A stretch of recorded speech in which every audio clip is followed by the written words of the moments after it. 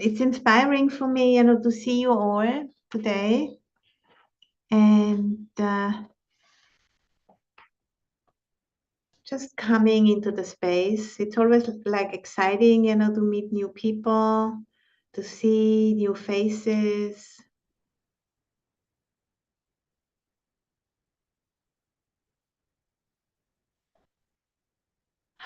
Taking a deep breath.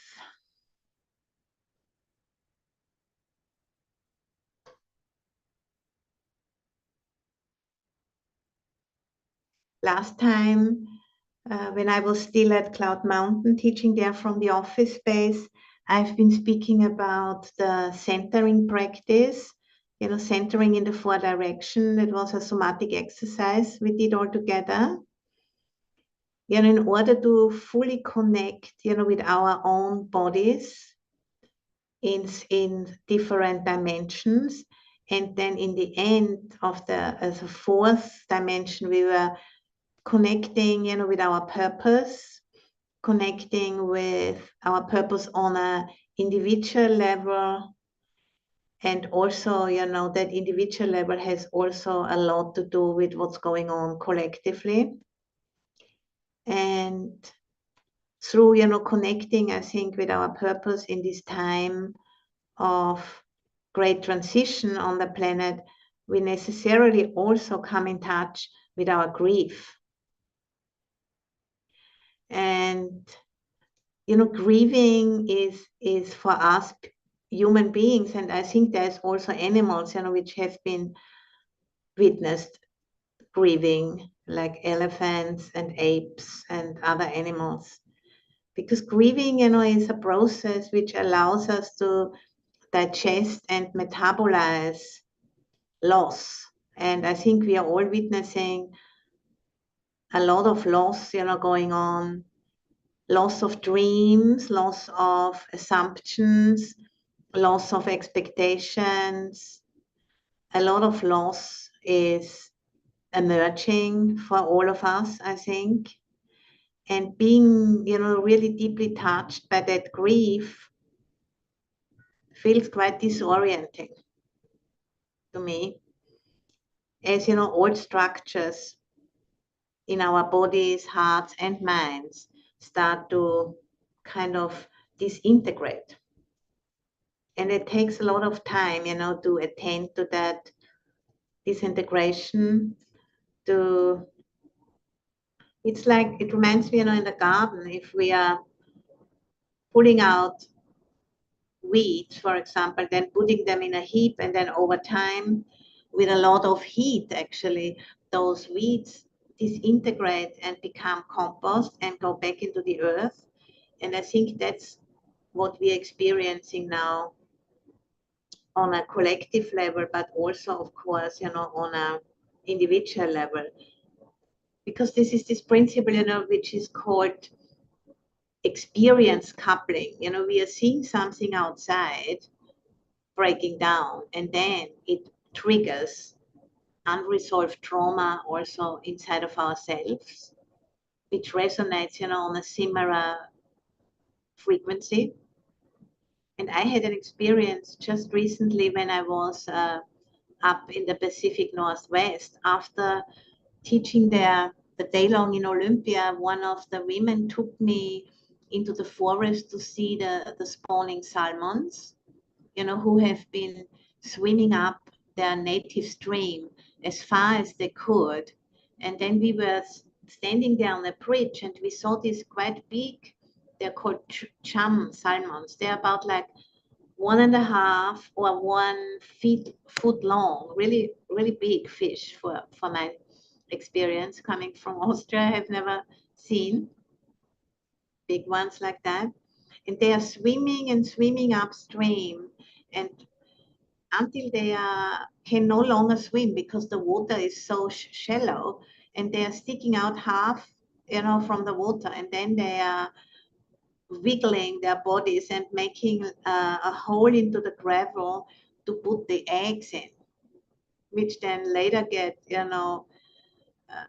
taken care of by the males to fertilize them. And then afterwards, the the female salmons die, of exhaustion, because they have made all the way up this stream very, very difficult. And then you see dead salmons lying all over the place. And I had, I've heard about spawning and all of that, but I didn't really think about, I was probably assuming when they die, they'll just disappear from sight in some miraculous way.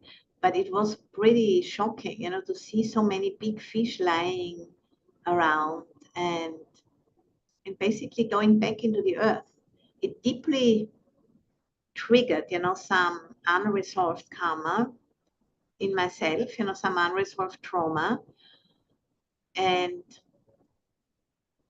yeah, it was almost, there was like a sense of disbelief and disorientation, because there were all of these fish lying there.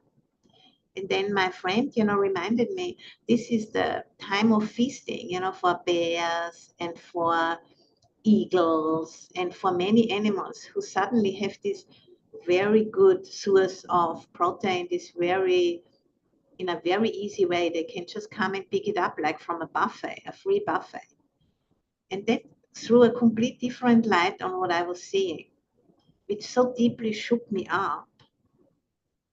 And then she said, she gave this introduction to me, what's really going on. And then suddenly I could see it, but it took me some time, it slowly entered my consciousness, and I had to really attend to the trauma which was triggered, because the trauma makes us small, it makes us shrink up. It's a protective mechanism, which is part of our evolutionary inheritance. That usually, when there's a sense of overwhelm, the trauma response kicks in, and that's what happens. So I wanted to, remind us all that this is a natural response. If things are breaking down, if things are showing that they are no longer working, that we have initially a sense of defense, a sense of turning away, a sense of shrinking up, a sense of not wanting to open to this. And then we just have to include that into our awareness, that natural response, this natural trauma response, which has its own intelligence, and welcome it as, as a natural response, which can be respected and even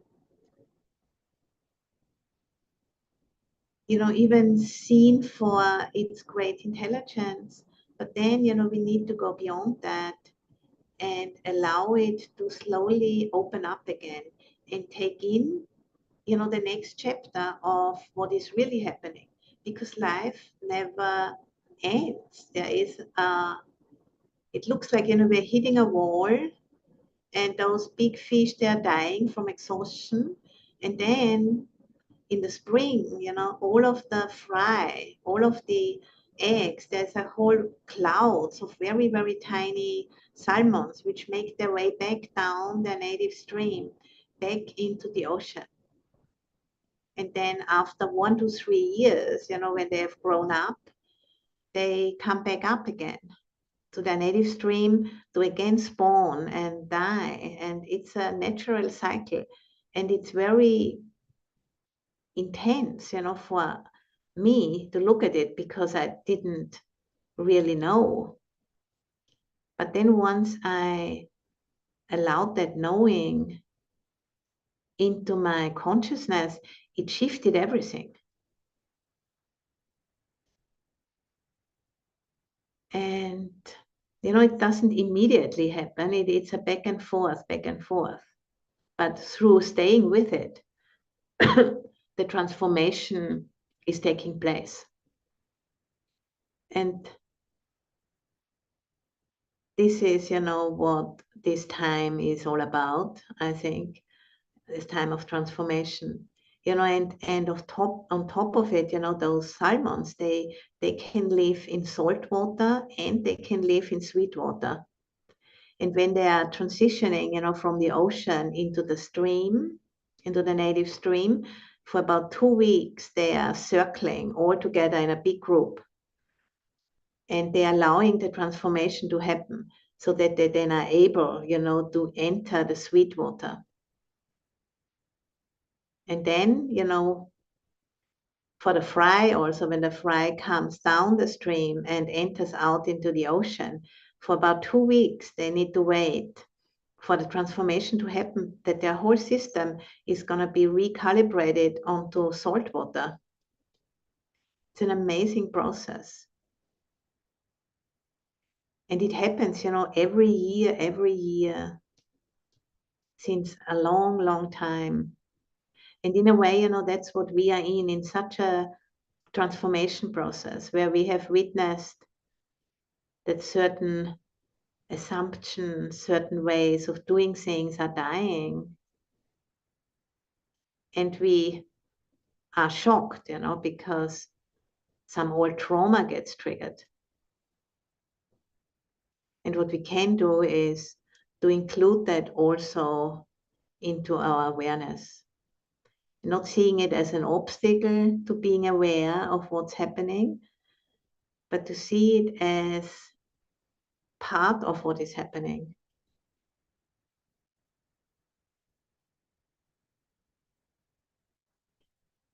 That's going to lead us into our meditation. But just sensing our bodies, how they are in a time of disorientation, a time of grief, in a time of loss, of dreams and expectations.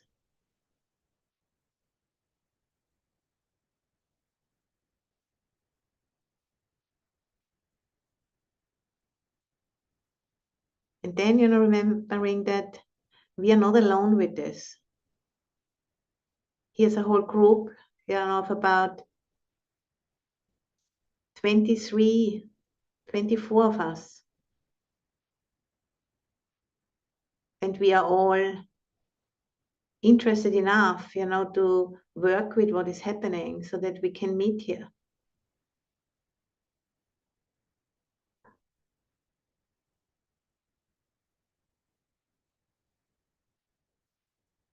It's a refuge of Sangha, in the middle of this transition time.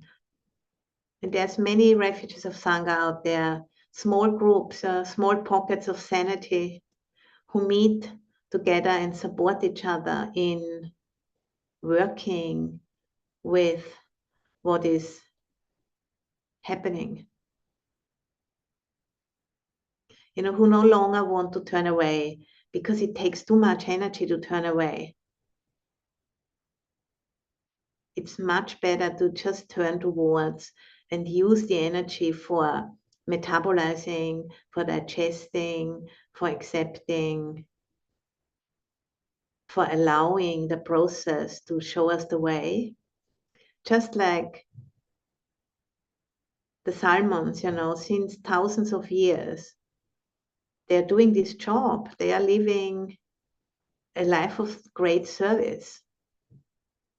And through that, they are feeding countless other species, and the whole ecosystem of a forest, would be heavily impacted if the salmons wouldn't show up anymore. Then the bears and the eagles and all of the animals, just on the brink of winter, they get a huge push of energy by eating this very powerful food. And through that, they are able, to get through the winter. And I think, if we can see ourselves also as part of serving this greater cycle of life, I think that can be really inspiring.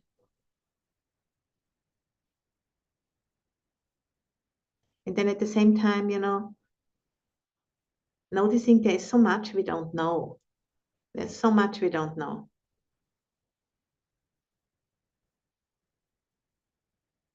We don't know what is underway. We know some elements of it, and they are scary indeed, but we don't know the whole thing. Just when I saw the salmons, lying there, many of them, like 20 or 30 big dead fish, I got really shocked. I thought there's something wrong. It shouldn't be like this. And then after I heard, what my friend explained, I knew, oh, it isn't wrong. It just is something I'm not used to. I have never seen something like this. And then, putting down judgment. And okay, I'm willing to stay open. Who knows? Who knows what's really happening?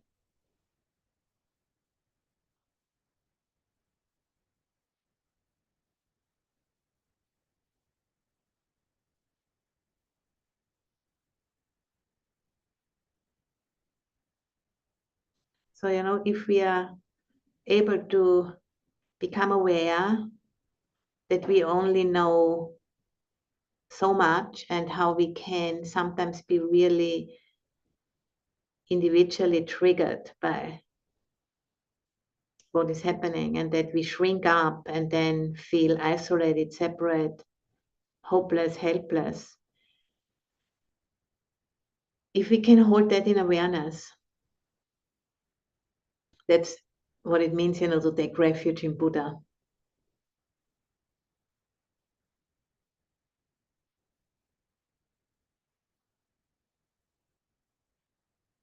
And then through taking refuge in Buddha, we can allow to see more clearly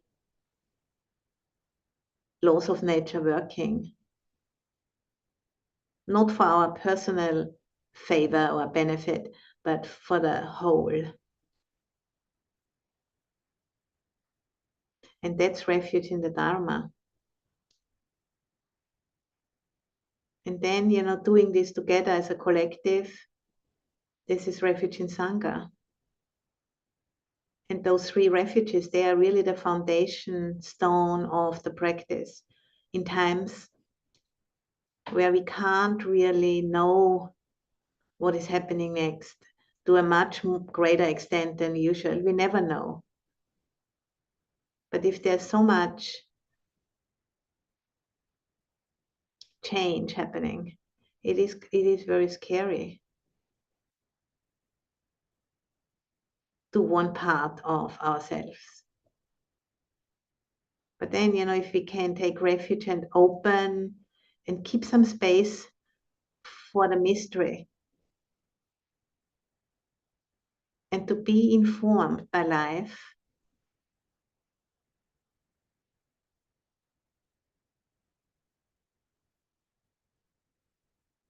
then, there is a sense of inspiration, a sense of purpose which can re-enter our lives. But that would only happen, after if we have done the grieving, have done the metabolizing and digesting of the trauma which gets triggered. And not with a expectation, I'm gonna accept it, that it goes away.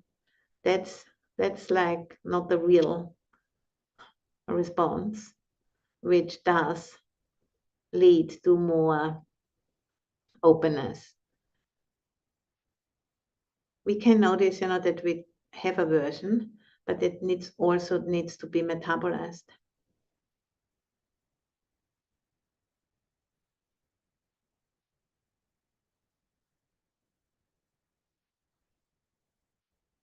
So honor what we know is happening, and also look if we can allow some space that there's more happening than what we know.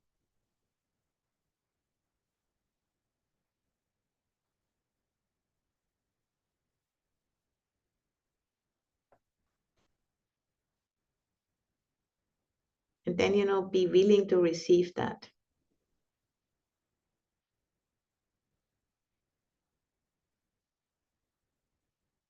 and to be willing, to allow the bigger picture to recalibrate our world, really, our worldview.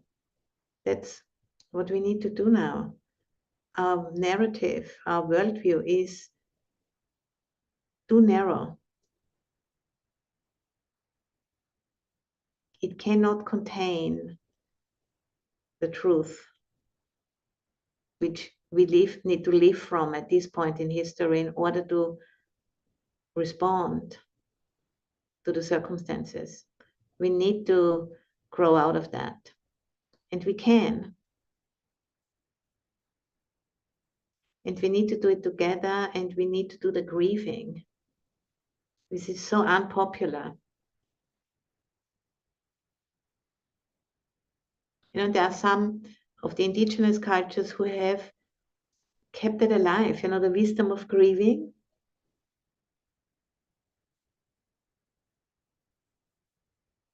Because we can't do without. That's like naturally part of the system, of being a mammal, having these mammalian bodies.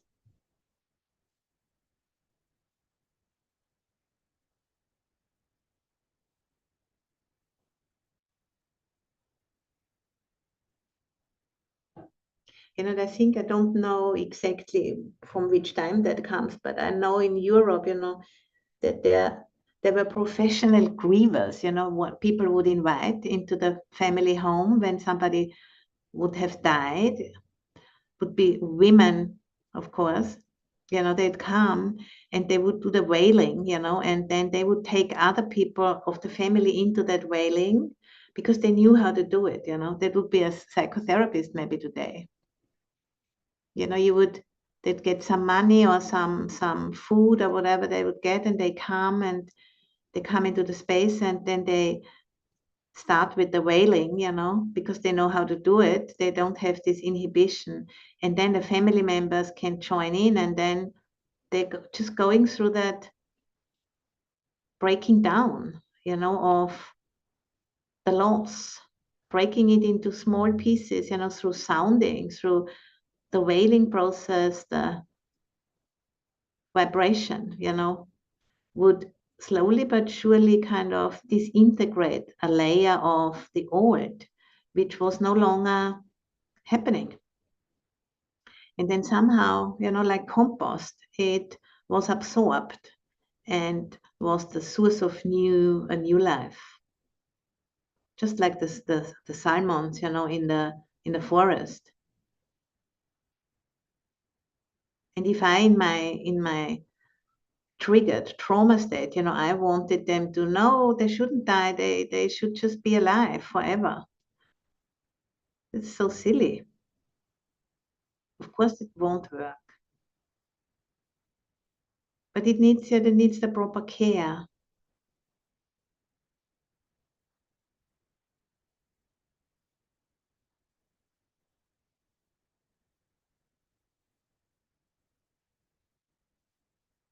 I think that's what we need to do, and that's what we can do together, to give it the proper care, to make it part of growing up in this time of the Anthropocene.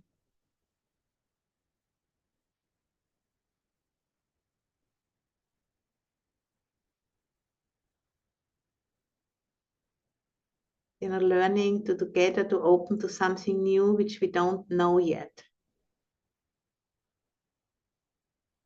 And that there's a beauty in that. Because it has happened so many times, since the evolution of life on this planet. We've been speaking about, when the fish were leaving the water and had to come up, with some kind of digits or limbs. But that must have been so scary. Or the apes came down from the trees and started to walk upright. I mean, that was a huge challenge. But life somehow equipped those individuals, to contribute their part. And it didn't happen just in a lifetime, deep time. And I think that's a way to take refuge in the Dharma, to take refuge in the laws of nature.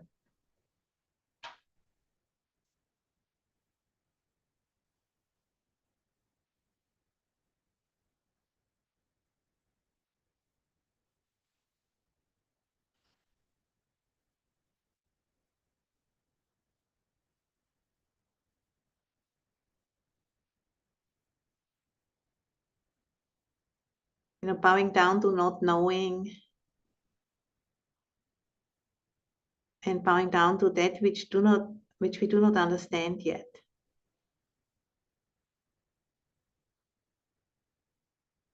And grieving is a way of bowing down.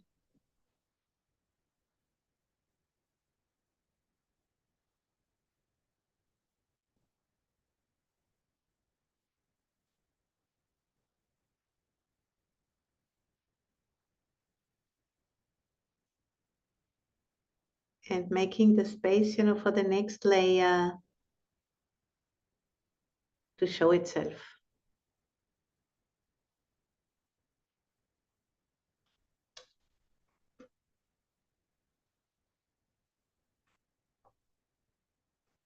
Being willing to learn something new.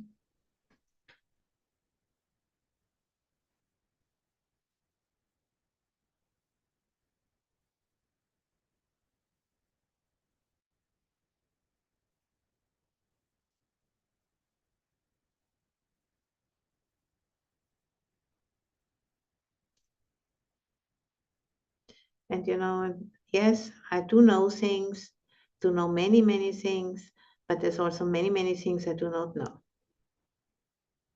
And that's happening at the same time.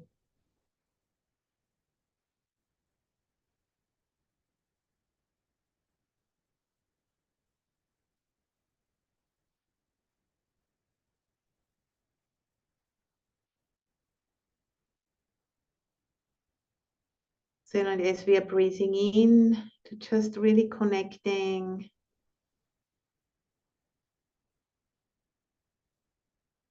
with the body.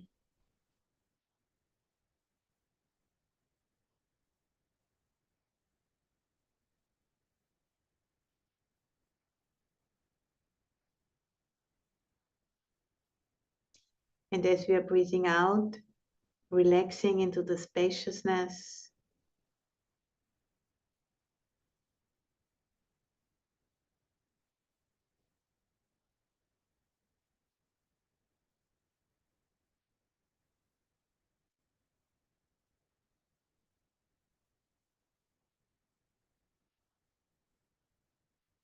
Sensing, the gravity which keeps us connected with the planet.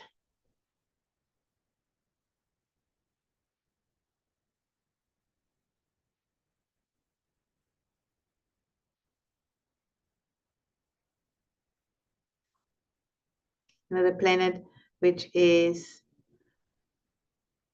the same as our body. Our body has arisen, out of the planet through food and drink and heat, all of the elements.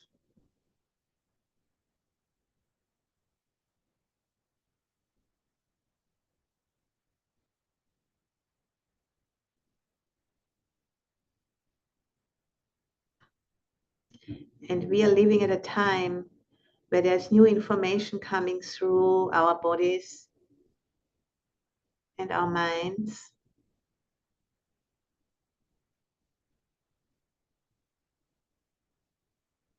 And how those, this new information basically meets the contraction of the old patterns.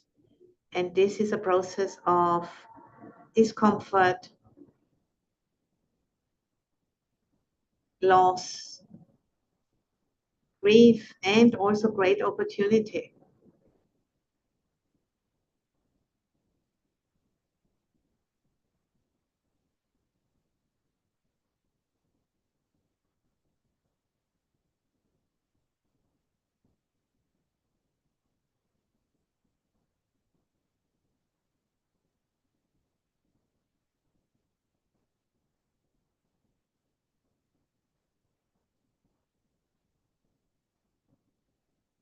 And opening ourselves to that is a way of giving thanks.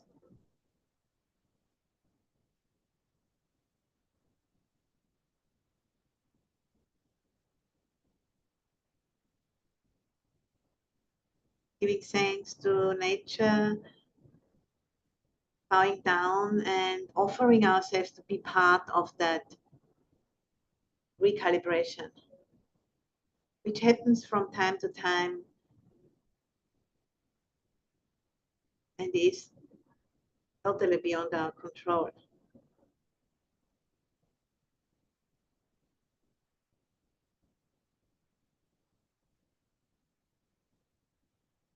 And at the same time, it can be a profound practicing of the refuges of Buddha, Dharma, and Sangha.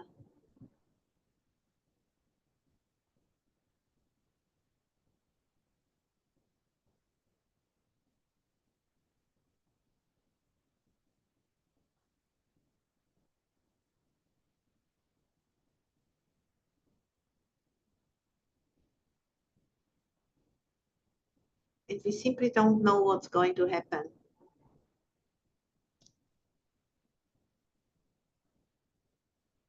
But we can make ourselves available, we can work with it inside of our own bodies and minds and hearts.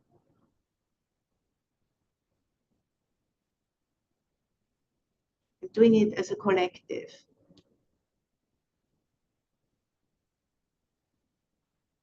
Need to come together, hold this together.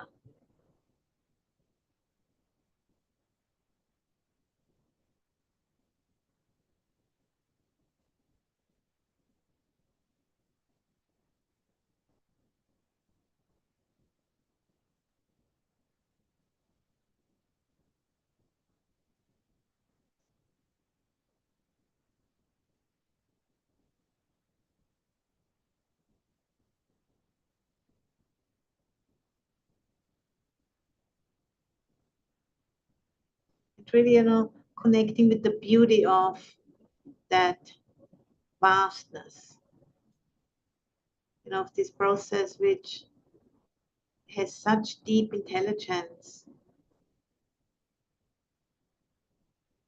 and isn't stuck, on one particular species or one particular situation, but it's a much different approach than what we are used to. This hyper individualism, this focusing on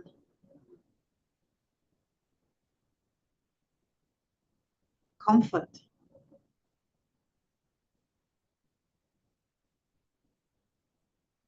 and forgetting the big picture.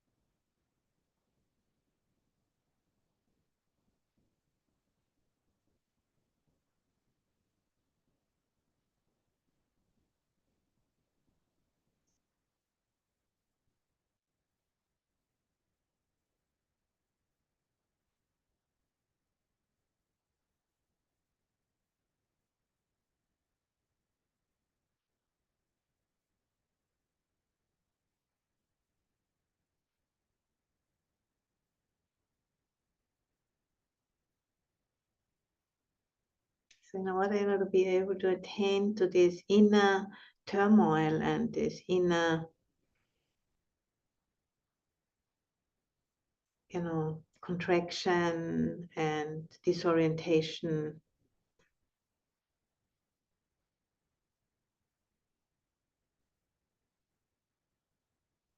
to reflect on the bigger context can really help us to make some space, to allow space around our experience. And that allows digestion and metabolizing.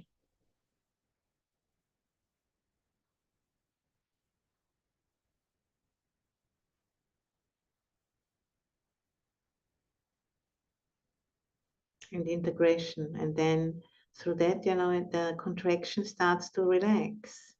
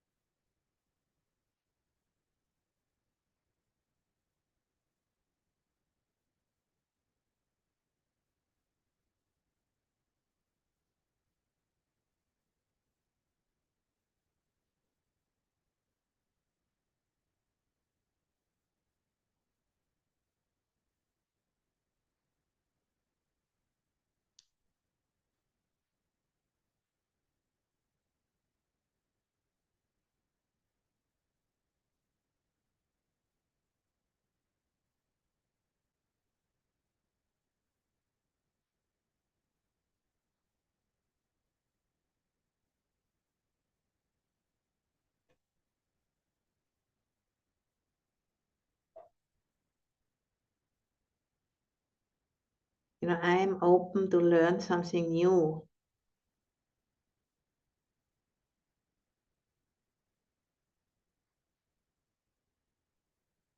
And there's many things I don't know.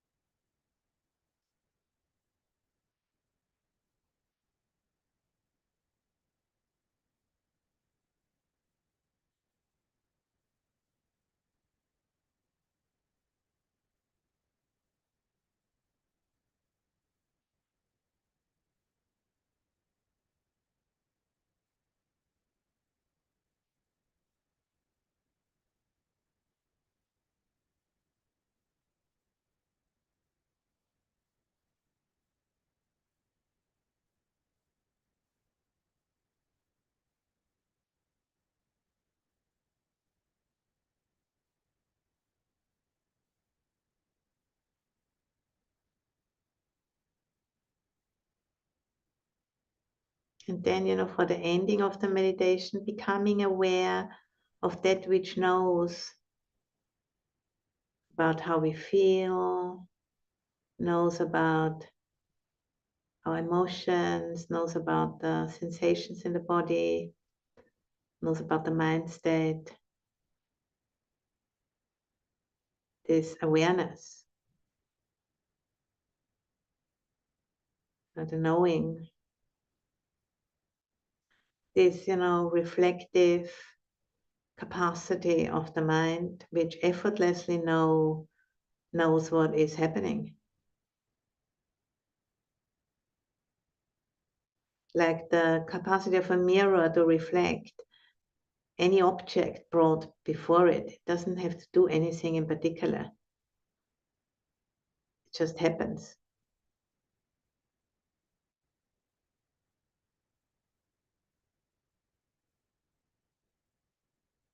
And that's the refuge in Buddha.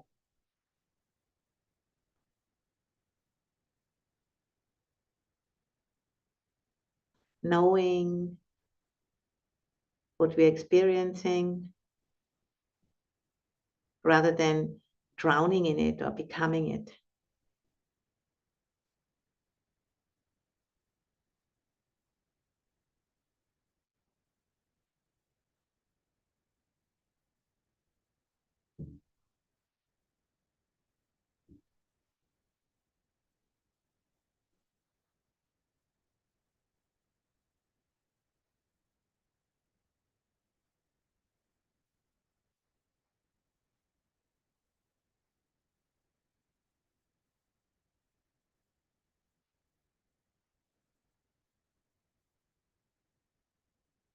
And also like inviting the blessings of our ancestors who have gone before us, deep time, not only human ancestors, but also animal and plant and mineral ancestors, so that we can, help to create the space for the new to emerge, and for those who come after us, for Matteo and for Yasmini and for those who are not born yet, so that they have an opportunity to grow and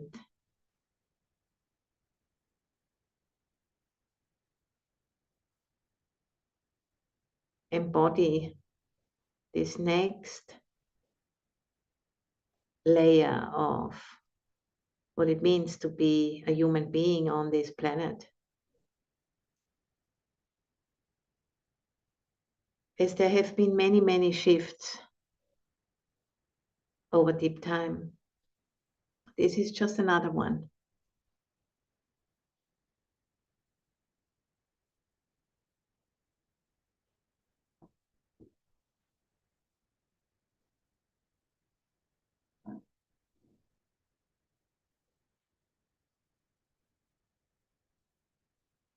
And taking refuge in awareness, taking refuge in Buddha, taking refuge in Dharma, in the laws of nature, and in Sangha, the community.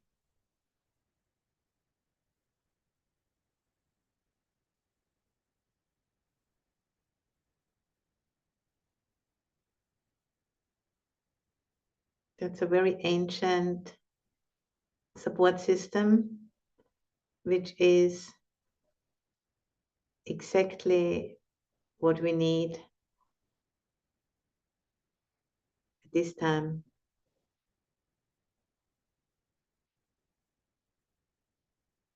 What is known is kind of different in terms of its visual and other expressions, but structure is the same. It's impermanent, unstable, and empty of a self.